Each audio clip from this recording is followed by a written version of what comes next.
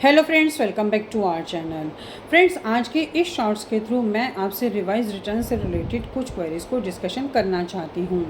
Friends, अगर आपने अभी तक हमारे चैनल को सब्सक्राइब नहीं किया है तो आप अभी कर दीजिए, क्योंकि इससे हमें मोटिवेशन मिलता है आपके लिए ऐसे वीडियोज़ को आगे लाने के लिए।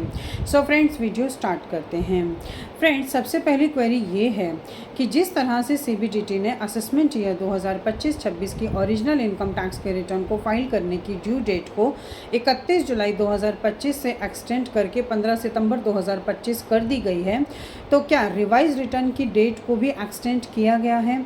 तो फ्रेंड्स, इसका आंसर है कि CBDT ने इनकम टैक्स की रिवाइज रिटर्न को फाइल करने की ड्यू डेट को एक्सटेंड करने का कोई भी नोटिफिकेशन या सर्कुलर इशू नहीं किया गया है। अभी तक इनकम टैक्स डिपार्टमेंट के थ्रू रिवाइज रिटर्न को फाइल करने की ड्यू डेट को एक्सटेंड नहीं किया गया है। कोई भी टैक्स पेयर जो अपनी इनकम टैक्स की ओरिजिनल इनकम टैक्स के रिटर्न को रिवाइज करना चाहते हैं तो वो अंडर सेक्शन 139 सब सेक्शन 5 के अंतर्गत 31 दिसंबर 2025 तक अपने इनकम टैक्स के रिटर्न को रिवाइज कर सकते हैं।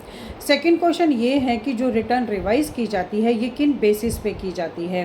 तो फ्रेंड्स, जब आप अपने इनकम टैक्स के रिटर्न को फाइल करते हैं, अगर आपसे उसमें कोई इन्फॉर्मेशन भूल गए हैं या कोई इन्फॉर्मेशन छूट गई है या फिर कोई इन्फॉर्मेशन आपने गलत दे दी है, तो उस केस में आप अपने इनकम टैक्स के रिटर्न को रिवाइज कर सकते हैं।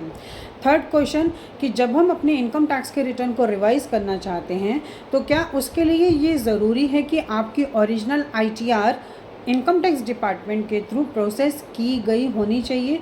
तो फ्रेंड्स, इसका आंसर ये है कि इनकम टैक्स के रिटर्न को रिवाइज करने के लिए ये ज़रूरी नहीं है कि आपकी ओरिजिनल ITR जो है वो प्रोसेस की गई हो। अगर आपकी ओरिजिनल ITR प्रोसेस नहीं की गई है और आप अपने इनकम टैक्स के रिटर्न को रिवाइज करना चाहते हैं तो आप रिवाइज कर सकते हैं। फोर्थ क्वेश्चन कि क्या इनकम टैक्स के रिटर्न को रिवाइज करने की कोई टाइम लिमिट है? तो फ्रेंड्स, इसका आंसर है नो। इनकम टैक्स की अगर आप ओरिजिनल ITR को रिवाइज करना चाहते हैं तो इसकी कोई भी टाइम लिमिट नहीं है। फॉर एग्जांपल, आपने अभी अपनी ओरिजिनल इनकम टैक्स के रिटर्न को फाइल किया और उसके 10 मिनट बाद ही आपको लगता है कि आपको अपने इनकम टैक्स के रिटर्न को रिवाइज करना है, तो आप अपने इनकम टैक्स के रिटर्न को रिवाइज कर सकते हैं। इसके लिए कोई भी टाइम लिमिट नहीं है।